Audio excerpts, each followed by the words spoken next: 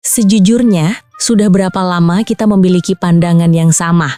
Setiap kali tim Indonesia berkompetisi di level Asia, harapan kita cenderung realistis, yaitu sekedar ingin berpartisipasi.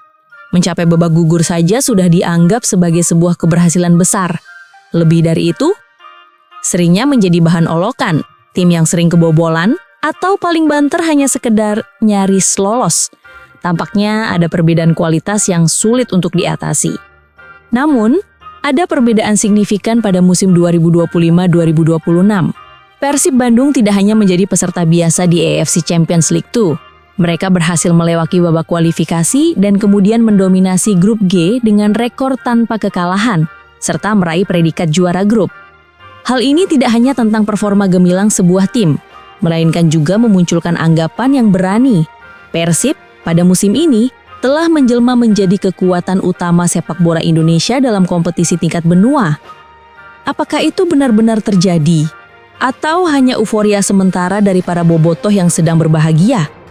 Mungkinkah ini hanya kejadian tak biasa yang akan dilupakan seiring berjalannya waktu musim depan? Dalam video kali ini, pembahasan tidak terbatas pada hasil pertandingan. Kita akan menganalisis secara mendalam mengapa kampanye Persib ini menunjukkan kualitas yang lebih tinggi. Selain itu, kita juga akan mengungkap sebuah tujuan tersembunyi yang sedang diimban tim, yang efeknya tidak hanya terasa bagi Kota Bandung, melainkan juga bagi seluruh klub di Liga 1 ke depannya. Berikut adalah analisis komprehensif mengenai kemungkinan penetapan standar baru oleh Persib. Tidak perlu lagi menyebutnya Piala Asia. Kompetisi yang kini diikuti Persib, yaitu AFC Champions League 2 atau ACL 2, adalah ajang yang berbeda. Turnamen ini bukan lagi sekedar piala ciki untuk negara-negara yang sedang berkembang. Mulai tahun 2024-2025, Konfederasi Sepak Bola Asia atau AFC akan sepenuhnya mengubah format kompetisi menjadi 3 tingkatan. ACLE atau kasta tertinggi, tingkatan ini adalah level tertinggi diisi oleh klub-klub terbaik dari liga-liga unggulan. ACL2, kasta kedua, ACLGL, Challenge League atau kasta terbawah dalam struktur baru kompetisi AFC. Alasan mengapa ACL2 ini berbeda adalah karena format barunya akan jauh lebih kompetitif. Intinya adalah begini, jika sebelumnya Piala Asia diisi oleh tim-tim dari negara-negara dengan kekuatan sepak bola setara dengan Indonesia, maka ACL2 kini akan menampung tim-tim kuat yang gagal lolos ke ACLE. Tim-tim dari 12 negara dengan peringkat terbaik di masing-masing wilayah, Barat dan Timur, akan bersaing di sini. Konsekuensinya, Persib Bandung tidak hanya akan menghadapi tim-tim dari Asia Tenggara. Mereka berpeluang bertemu dengan klub-klub kuat dari Jepan, Korea Selatan atau Australia, yang mungkin sedang tidak berkompetisi di liga domestik atau tersingkir di babak kualifikasi ACLE. Dengan demikian, tingkat kesulitan kompetisi akan meningkat secara signifikan. Meraih gelar juara grup di ACL2 sekarang akan membawa bobot dan gengsi yang jauh lebih besar dan menjadi indikator kualitas tim yang lebih tepat.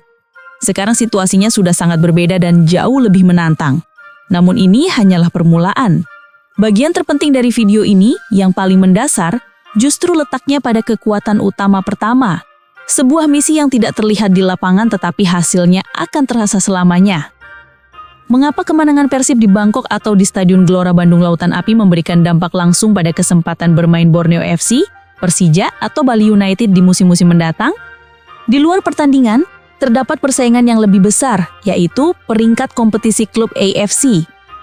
Apa itu? Sederhananya ini adalah sistem peringkat untuk negara atau asosiasi berdasarkan performa klub-klub mereka dalam kompetisi Asia selama 4 tahun terakhir.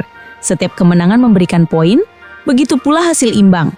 Mengapa ini sangat penting? Karena total poin ini menentukan jumlah slot atau jatah yang diperoleh Indonesia untuk kompetisi Asia di musim depan.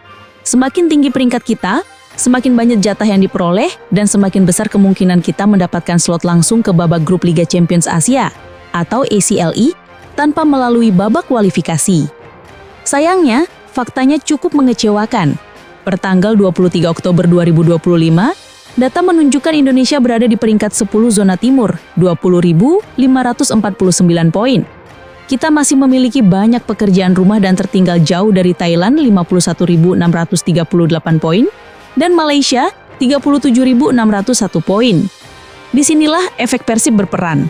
Pada musim ini, Persib berjuang sendiri di Liga Champions Asia atau ACL2. 2 kemenangan dan 1 hasil imbang mereka di fase grup telah memberikan kontribusi poin berharga bagi peringkat Indonesia. Tanpa poin dari Persib, peringkat kita akan semakin turun dengan risiko kehilangan slot kompetitif.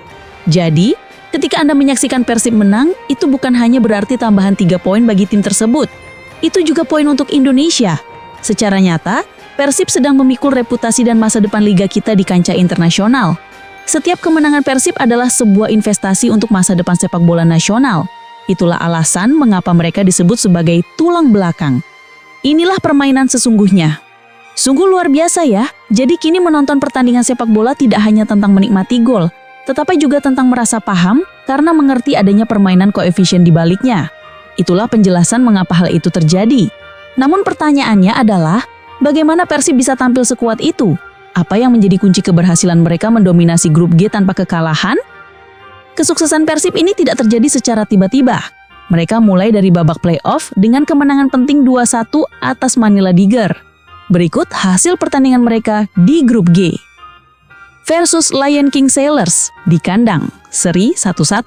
Pertandingan pembuka di GBLA. Agak mengecewakan kebobolan di menit-menit terakhir. Namun ini menjadi pengingat krusial. Di kompetisi Asia, lengah sedikit saja bisa berakibat fatal. Versus Bangkok United di tandang, menang 2-0. Ini momentum penting. Sebuah pernyataan memenangkan pertandingan melawan salah satu tim kuat dari Liga Thailand di markas mereka sendiri. Menunjukkan mentalitas yang kuat, disiplin dalam taktik dan serangan balik yang efektif. Andrew Zhang mencetak gol. Versus Selangor FC di kandang, menang 2-0. Pertandingan penentu ini bermain di hadapan puluhan ribu pendukung setia atau bobotoh. Mereka tampil matang dan terkendali. Gol dari Adam Alis pada menit 28 diikuti oleh penalti tenang dari Andrew Zhang. Pertandingan berakhir, juara grup sudah di tangan. Jika kita lihat klasemen akhir, Persib bermain 3 kali, mengunggulkan 7 poin, tidak terkalahkan, dengan selisih gol plus 4 dan hanya kebobolan 1 gol. Ini bukan keberuntungan semata, ini adalah dominasi. Ini adalah keseimbangan yang kokoh di antara pertahanan yang solid dan serangan yang efisien. Namun ironisnya, performa yang gemilang di Asia justru menimbulkan pertanyaan. Ada sebuah teka-teki besar yang perlu kita selesaikan, yang mungkin dirasakan oleh kita semua, dan sangat mudah dipahami. Mengapa Persib yang sama, yang mampu bermain sangat agresif melawan tim dari Thailand dan Malaysia, tetapi ketika bermain di Bri Super League justru tampil kurang memuaskan? Sekarang kita akan membahas tentang doktrin Hodak. Pertanyaan mengapa performa Persib banding sangat kontras antara di SCL2 dan Liga Domestik sehingga pekan 8 menjadi fokus utama. Di SCL2, Persib tampil sebagai raja grup, namun di Liga Domestik, mereka terdampar di peringkat 6 dan sulit mengalahkan tim yang seharusnya mampu dikalahkan. Penjelasan atas hal ini mencakup 3 poin utama. Pertama, skuad yang sepenuhnya baru membutuhkan waktu adaptasi dan jadwal padat Liga Domestik memperlambat proses tersebut. Kedua, taktik pragmatis Bojan Hodak yang mengandalkan pertahanan solid dan serangan balik cepat sangat efektif di level internasional, di mana lawan cenderung bermain terbuka, tetapi kurang optimal saat menghadapi tim-tim Liga Domestik yang lebih defensif. Ketiga, motivasi dan gengsi bermain di kompetisi Asia berbeda dengan Liga Domestik serta kontribusi signifikan pemain asing dan naturalisasi. Pencapaian Persib ini kemudian diletakkan dalam konteks sejarah Indonesia.